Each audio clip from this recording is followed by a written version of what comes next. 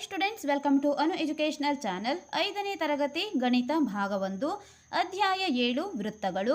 ಹಿಂದಿನ ವಿಡಿಯೋದಲ್ಲಿ ನಾವು ಅಭ್ಯಾಸ 7.1ರ ಎಲ್ಲ ಪ್ರಶ್ನೆಗಳಿಗೆ ಉತ್ತರಿಸಿದ್ದೇವೆ. ಈ ವಿಡಿಯೋದಲ್ಲಿ ಅಭ್ಯಾಸ 7.2ರ ಎಲ್ಲ ಪ್ರಶ್ನೆಗಳಿಗೆ ಉತ್ತರಿಸೋಣ. ಪ್ರಶ್ನೆ ನಂಬರ್ 1, ಕೆಳಗಿನ ತ್ರಿಜ್ಯದ ವೃತ್ತಗಳನ್ನು ರಚಿಸಿ. ಇಲ್ಲಿ ವೃತ್ತದ ತ್ರಿಜ್ಯಗಳನ್ನು ಕೊಡಲಾಗಿದೆ. ಈ ತ್ರಿಜ್ಯವನ್ನು ಹೊಂದಿರುವ ವೃತ್ತಗಳನ್ನು ಈಗ ನಾವು ರಚಿಸೋಣ.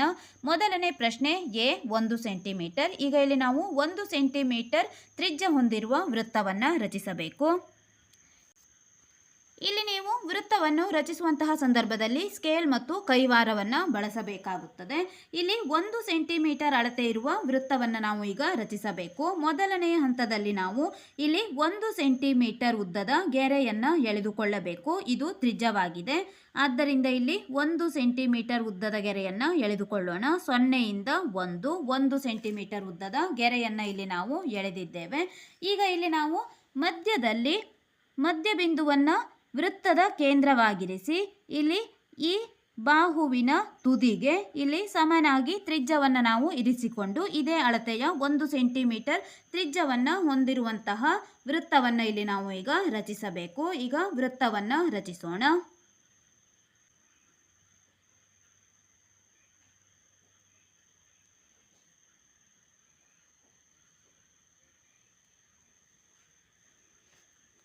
ಇಲ್ಲಿ ನೀವು ನೋಡಬಹುದು, ಇಲ್ಲಿ 0 ಮತ್ತು ಎ ಎಂದು ಗುರುತಿಸಿಕೊಳ್ಳಿ.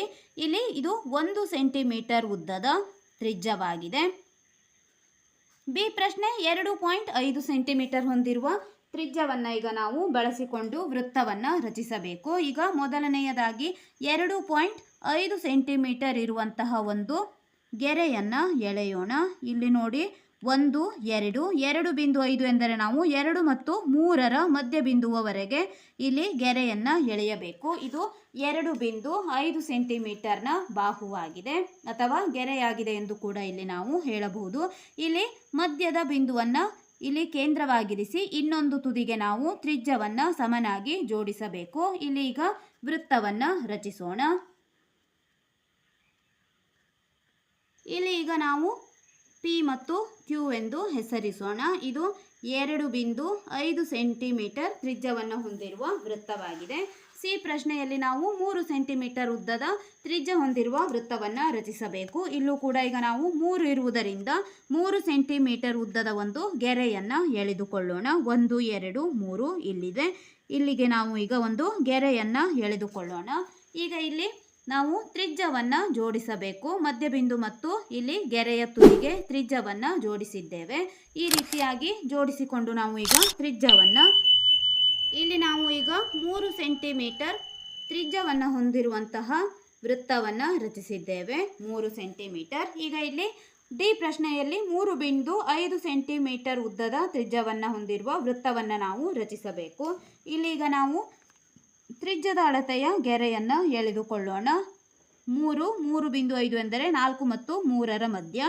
ಈಗ ನಾವು ಇಲ್ಲಿ 3.5 ಸೆಂಟಿಮೀಟರ್ ಉದ್ದದ ಒಂದು ಗೆರೆಯನ್ನು ಎಳೆದಿದ್ದೇವೆ. ಮೊದಲಿನಂತೆ ಇಲ್ಲೂ ಕೂಡ ಈಗ ನಾವು ತ್ರಿಜ್ಯವನ್ನು ಜೋಡಿಸೋಣ. ತ್ರಿಜ್ಯವನ್ನು ಜೋಡಿಸಿದ್ದೇವೆ. ಈಗ ಇಲ್ಲಿ ನಾವು ವೃತ್ತವನ್ನು ರಚಿಸಬೇಕು. ಇಲ್ಲಿ ವೃತ್ತವನ್ನು ರಚಿಸಲಾಗಿದೆ. QP ಎಂದು ಹೆಸರಿಸೋಣ. ಇಲ್ಲಿ ನೀವು ಯಾವುದೇ ಅಕ್ಷರವನ್ನು ಬೇಕಾದರೂ ಬರೆದುಕೊಳ್ಳಬಹುದು. ಇಲ್ಲಿ ತ್ರಿಜ್ಯದ ಅಳತೆ 3.5 ಸೆಂಟಿಮೀಟರ್. ಈಗ ಇಲ್ಲಿ ಈ ಪ್ರಶ್ನೆಯಲ್ಲಿ 3.7 ಸೆಂಟಿಮೀಟರ್ ಉದ್ದದ ತ್ರಿಜ್ಯವನ್ನು ರಚಿಸಬೇಕಾಗಿದೆ. ಈಗ ನಾವು 3.7 ಸೆಂಟಿಮೀಟರ್ ಉದ್ದದ ಗೆರೆಯನ್ನು ಎಳೆದುಕೊಳ್ಳೋಣ. ಇಲ್ಲಿ 3ರ ನಂತರ ಇರುವ 7ನೇ ಗೆರೆಗೆ ನಾವು ಈಗ ಇಲ್ಲಿ ಬಿಂದುವನ್ನು ಗುರುತಿಸಿಕೊಳ್ಳಬೇಕು. 1 2 3 4 5 6 7 7ನೇ ಬಿಂದು ಇಲ್ಲಿದೆ. ಇಲ್ಲಿಗೆ ಒಂದು ಬಿಂದುವನ್ನಿಟ್ಟು ನಾವು 3.7 ಸೆಂಟಿಮೀಟರ್ ಅಳತೆ ಇರುವಂತಹ ಒಂದು ಗೆರೆಯನ್ನು ಇಲ್ಲಿ ಎಳೆದಿದ್ದೇವೆ. ಈಗ ಇದೇ ಅಳತೆಗೆ ನಾವು ಈಗ ತ್ರಿಜ್ಯವನ್ನು ಜೋಡಿಸಿಕೊಂಡು ವೃತ್ತವನ್ನು ರಚಿಸಬೇಕು. ಇಲ್ಲಿ ಜೋಡಿಸಿದ್ದೇವೆ. ಈಗ ವೃತ್ತವನ್ನು ರಚಿಸೋಣ. ಇಲ್ಲಿ ನೀವು ನೋಡಬಹುದು, ಇದು 3.7 ಸೆಂಟಿಮೀಟರ್ ಅಳತೆಯ ತ್ರಿಜ್ಯವನ್ನು ಹೊಂದಿರುವಂತಹ ವೃತ್ತವಾಗಿದೆ. AB ಎಂದು ನಾವು ತ್ರಿಜ್ಯವನ್ನು ಹೆಸರಿಸಿದ್ದೇವೆ. ಪ್ರಶ್ನೆ ನಂಬರ್ 2. ಚಿತ್ರದಲ್ಲಿರುವ ವಿದ್ಯಾರ್ಥಿಗಳು ತಮಗೆ ನೀಡಲಾದ ಅಳತೆಯ ತ್ರಿಜ್ಯದ ವೃತ್ತಗಳನ್ನು ರಚಿಸಬೇಕಾಗಿದೆ. ವಿದ್ಯಾರ್ಥಿಗಳು ಅದಕ್ಕಾಗಿ ಕೈವಾರವನ್ನು ಅಳತೆ ಪಟ್ಟಿಗೆ ಚಿತ್ರದಲ್ಲಿರುವಂತೆ ಜೋಡಿಸಿದ್ದಾರೆ. ಅವರು ಕೈವಾರವನ್ನು ಹೊಂದಿಸಿದ ರೀತಿ ಸರಿಯಾಗಿದ್ದರೆ ಸರಿ ಎಂದು, ತಪ್ಪಾಗಿದ್ದರೆ ತಪ್ಪು ಎಂದು ಗುರುತಿಸಿ ಈ ತಪ್ಪುಗಳನ್ನು ಸರಿಪಡಿಸಿ ಈ ವೃತ್ತಗಳನ್ನು ಸರಿಯಾದ ತ್ರಿಜ್ಯದೊಂದಿಗೆ ನಿಮ್ಮ ನೋಟ್ ಪುಸ್ತಕದಲ್ಲಿ ರಚಿಸಿ ಎಂದು ಹೇಳಿದ್ದಾರೆ. ಇಲ್ಲಿ ಅಳತೆ ಮತ್ತು ಇಲ್ಲಿ ಕೈವಾರವನ್ನು ಹಿಡಿದಿರುವಂತಹ ಅಳತೆ ಸರಿಯಾಗಿದೆಯೇ ಎಂದು ನಾವು ಗಮನಿಸಬೇಕು. ಇಲ್ಲಿ ಸರಿಯಾದ ಅಳತೆ ಮತ್ತು ತಪ್ಪಾದ ಅಳತೆಗಳನ್ನು ನಾವು ಈಗ ಸರಿ ಮತ್ತು ತಪ್ಪಿನೊಂದಿಗೆ ಗುರುತಿಸಿ ಸರಿಯಾಗಿ ನಾವು ಇದೇ ಅಳತೆಯ ತ್ರಿಜ್ಯವನ್ನು ಹೊಂದಿರುವಂತಹ ವೃತ್ತವನ್ನು ರಚಿಸಬೇಕಾಗಿದೆ. ಮೊದಲನೇ ಪ್ರಶ್ನೆ ನೋಡೋಣ. ಇಲ್ಲಿ 6 ಸೆಂಟಿಮೀಟರ್ ಎಂದು ಕೊಟ್ಟಿದ್ದಾರೆ. ಇಲ್ಲಿ 6 ಸೆಂಟಿಮೀಟರ್ ಇದೆಯೇ ಎಂದು ನಾವು ಈಗ ಗಮನಿಸಬೇಕು. 1 2 3 4 5 ಸೆಂಟಿಮೀಟರ್ ಅನ್ನು ಹೊಂದಿದೆ. ಇಲ್ಲಿ 6 ಸೆಂಟಿಮೀಟರ್ ಎಂದು ಕೊಟ್ಟಿದ್ದಾರೆ. ಆದ್ದರಿಂದ ನಾವು ತಪ್ಪು ಎಂದು ಗುರುತಿಸೋಣ. ಮೊದಲನೆಯದಾಗಿ ಇಲ್ಲಿ ತಪ್ಪು ಸರಿಯನ್ನು ಗುರುತಿಸಿಕೊಂಡು ನಂತರ ಈ ಅಳತೆಯ ತ್ರಿಜ್ಯ ಹೊಂದಿರುವ ವೃತ್ತಗಳನ್ನು ನಾವು ರಚಿಸೋಣ. 4.5 ಸೆಂಟಿಮೀಟರ್ 1 2 3 4 4.5 ಸೆಂಟಿಮೀಟರ್ ಸರಿಯಾಗಿದೆ. ಬಿ ಸರಿ. ಈಗ ಸಿ ಚಿತ್ರ 5 ಸೆಂಟಿಮೀಟರ್ ಎಂದು ಕೊಟ್ಟಿದ್ದಾರೆ. 1 2 3 4 5 ಇದು ಕೂಡ ಸರಿಯಾಗಿದೆ. ಸರಿ. 3.3 ಸೆಂಟಿಮೀಟರ್ ಎಂದು ಕೊಟ್ಟಿದ್ದಾರೆ. ಇಲ್ಲಿ ಕೈವಾರವನ್ನು ಹಿಡಿದಂತಹ ರೀತಿ ಸರಿ ಇಲ್ಲ. ಇಲ್ಲಿ ನೀವು ನೋಡಬಹುದು ನಾವು ಕೈವಾರವನ್ನು ಹಿಡಿಯುವಂತಹ ಸಮಯದಲ್ಲಿ ಇಲ್ಲಿ ಉದ್ದನೆಯ ಗೆರೆಗೆ ನಾವು ಕೈವಾರವನ್ನು ಹೊಂದಿಸಬೇಕು. ಇಲ್ಲಿ ಬೇರೆ ಬೇರೆಯಾಗಿ ಒಂದು ತುದಿಯಿಂದ ಇನ್ನೊಂದು ತುದಿಗೆ ಹೊಂದಿಸಿದ್ದಾರೆ. ಇಲ್ಲಿ ಅಳತೆಯೂ ಕೂಡ ಸರಿಯಾಗಿಲ್ಲ, ಸರಿಯಾದ ರೀತಿಯಲ್ಲಿ ಕೈವಾರವನ್ನು ಹಿಡಿದಿಲ್ಲ. ಆದ್ದರಿಂದ ನಾವು ಇಲ್ಲಿ ತಪ್ಪು ಎಂದು ಗುರುತಿಸೋಣ.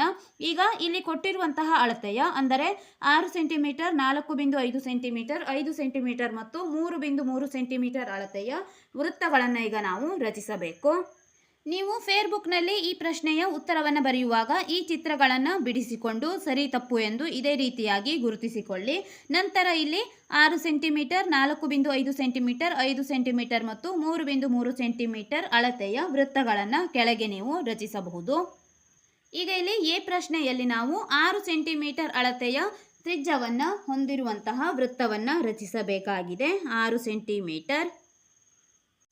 ಸೆಂಟಿಮೀಟರ್ ತ್ರಿಜ್ಯದ ಅಳತೆ ಹೊಂದಿರುವ ವೃತ್ತವನ್ನು ಈಗ ನಾವು ರಚಿಸೋಣ. ಈಗ ಇಲ್ಲಿ ನಾವು ಮೊದಲನೆಯದಾಗಿ 6 ಸೆಂಟಿಮೀಟರ್ ಅಳತೆಯ ಒಂದು ಗೆರೆಯನ್ನು ಎಳೆದುಕೊಳ್ಳಬೇಕು. ಇಲ್ಲಿ 6 ಸೆಂಟಿಮೀಟರ್ ಇದೆ.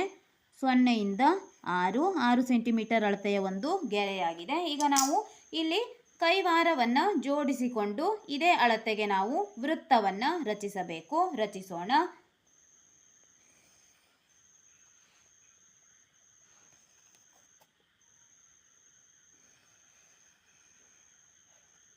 ಇಲ್ಲಿ ನೀವು ನೋಡಬಹುದು 6 ಸೆಂಟಿಮೀಟರ್ ಅಳತೆಯ ಒಂದು ವೃತ್ತವನ್ನು ಇಲ್ಲಿ ನಾವು ರಚಿಸಿದ್ದೇವೆ. ಈಗ ಇಲ್ಲಿ 0 ಈಗ ಇಲ್ಲಿ ON ಎಂದು ನಾನು ಗುರುತಿಸಿದ್ದೇನೆ. ಇಲ್ಲಿ ತ್ರಿಜ್ಯದ ಅಳತೆ 6 ಸೆಂಟಿಮೀಟರ್. ಈಗ ನಾವು ಬಿ ಪ್ರಶ್ನೆಯಲ್ಲಿ 4.5 ಸೆಂಟಿಮೀಟರ್ ಎಂದು ಕೊಟ್ಟಿದ್ದಾರೆ. ಆ ಅಳತೆಯ ಒಂದು ವೃತ್ತವನ್ನು ರಚಿಸಬೇಕಾಗಿದೆ. ಮೊದಲನೆಯದಾಗಿ 4.5 ಸೆಂಟಿಮೀಟರ್ ಅಳತೆಯ ಒಂದು ಗೆರೆಯನ್ನು ಎಳೆದುಕೊಳ್ಳೋಣ. ಇಲ್ಲಿ 1 2 3 4 4.5 ಎಂದರೆ ಇಲ್ಲಿ 4 ಮತ್ತು 5ರ ಮಧ್ಯೆ ಇರುವಂತಹ ಬಿಂದು 4.5 ಆಗಿದೆ. ಈಗ 4.5 ಸೆಂಟಿಮೀಟರ್ ಅಳತೆಯ ತ್ರಿಜ್ಯಕ್ಕೆ ನಾವು ಕೈವಾರವನ್ನು ಹೊಂದಿಸೋಣ. ಕೈವಾರವನ್ನು ಹೊಂದಿಸಿದ್ದೇವೆ. ಈಗ ಇಲ್ಲಿ ನಾವು ಈಗ ವೃತ್ತವನ್ನು ರಚಿಸಬೇಕು.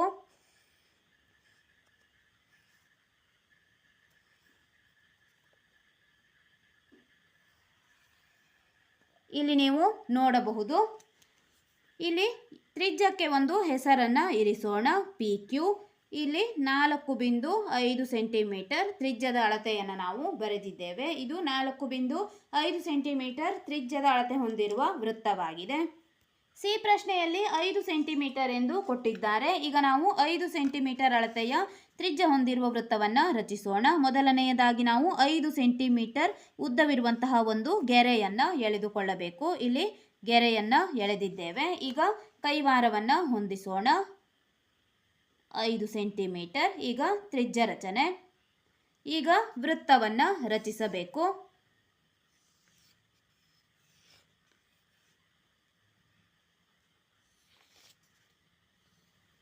ಈಗ ಇಲ್ಲಿ ನಾವು 5 ಸೆಂಟಿಮೀಟರ್ ಅಳತೆಯ ತ್ರಿಜ್ಯ ಹೊಂದಿರುವ ವೃತ್ತವನ್ನು ರಚಿಸಿದ್ದೇವೆ. ಎ ಬಿ ಎಂದು ಹೆಸರಿಸೋಣ.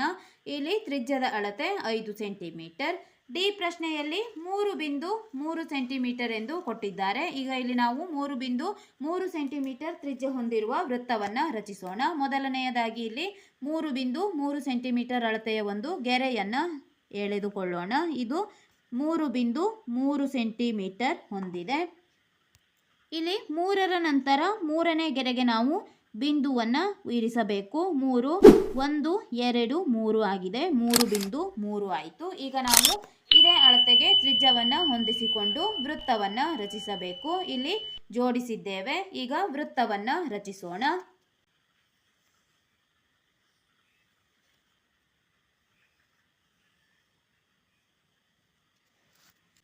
ಇಲ್ಲಿ ನೀವು ನೋಡಬಹುದು 3.3 ಸೆಂಟಿಮೀಟರ್ ತ್ರಿಜ್ಯವನ್ನು ಹೊಂದಿರುವ ಒಂದು ವೃತ್ತವನ್ನು ಇಲ್ಲಿ ನಾವು ರಚಿಸಿದ್ದೇವೆ.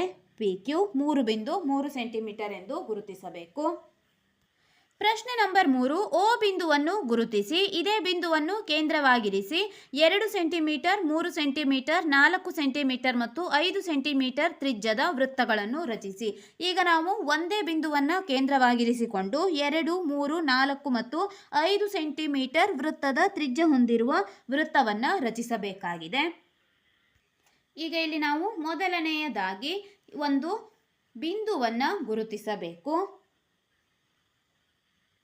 ಈ ಬಿಂದುವಿಗೆ ಓ ಎಂದು ಹೆಸರಿಸೋಣ. ಈಗ ಇದೇ ಬಿಂದುವನ್ನು ನಾವು ಕೇಂದ್ರವಾಗಿರಿಸಿ 2, 3, 4 ಮತ್ತು 5 ಸೆಂಟಿಮೀಟರ್ ತ್ರಿಜ್ಯ ಹೊಂದಿರುವ ವೃತ್ತವನ್ನು ಈಗ ರಚಿಸಬೇಕಾಗಿದೆ. ಈಗ ಮೊದಲನೆಯದಾಗಿ 2 ಸೆಂಟಿಮೀಟರ್ ಗೆರೆಯನ್ನು ಎಳೆದುಕೊಳ್ಳೋಣ. ಈಗ ಇಲ್ಲಿ ನೀವು ನೋಡಬಹುದು ಇದು 2 ಸೆಂಟಿಮೀಟರ್ ಅಳತೆ ಹೊಂದಿರುವ ತ್ರಿಜ್ಯ. ಈಗ ಇಲ್ಲಿ 2 ಸೆಂಟಿಮೀಟರ್ ಅಳತೆಯ ಒಂದು ತ್ರಿಜ್ಯವನ್ನು ರಚಿಸೋಣ.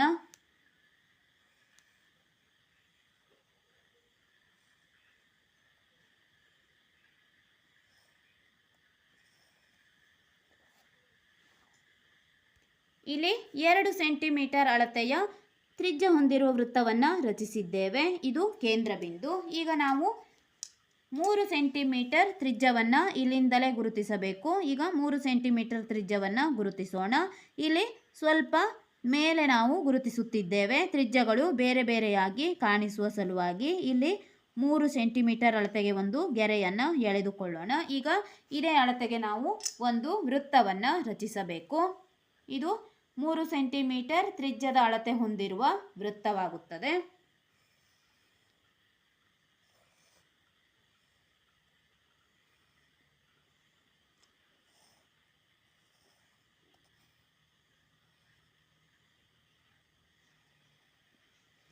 ಇದು 3 ಸೆಂಟಿಮೀಟರ್ ಅಳತೆ ಹೊಂದಿರುವ ತ್ರಿಜ್ಯವಾಗಿದೆ. 3 ಸೆಂಟಿಮೀಟರ್. ಈಗ 4 ಸೆಂಟಿಮೀಟರ್ಗೆ ಒಂದು ಗೆರೆಯನ್ನು ಎಳೆದುಕೊಳ್ಳೋಣ.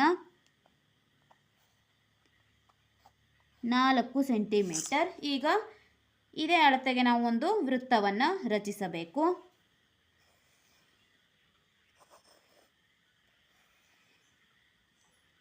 ಇದು 4 ಸೆಂಟಿಮೀಟರ್ ಅಳತೆ ಹೊಂದಿರುವ ವೃತ್ತ. ಈಗ 5 ಸೆಂಟಿಮೀಟರ್ಗೆ ಒಂದು ಗೆರೆಯನ್ನು ಎಳೆದುಕೊಳ್ಳೋಣ. ಇದು 5 ಸೆಂಟಿಮೀಟರ್ ತ್ರಿಜ್ಯ. ಈಗ ಈ ಅಳತೆಗೆ ನಾವು ಒಂದು ವೃತ್ತವನ್ನು ರಚಿಸಬೇಕು.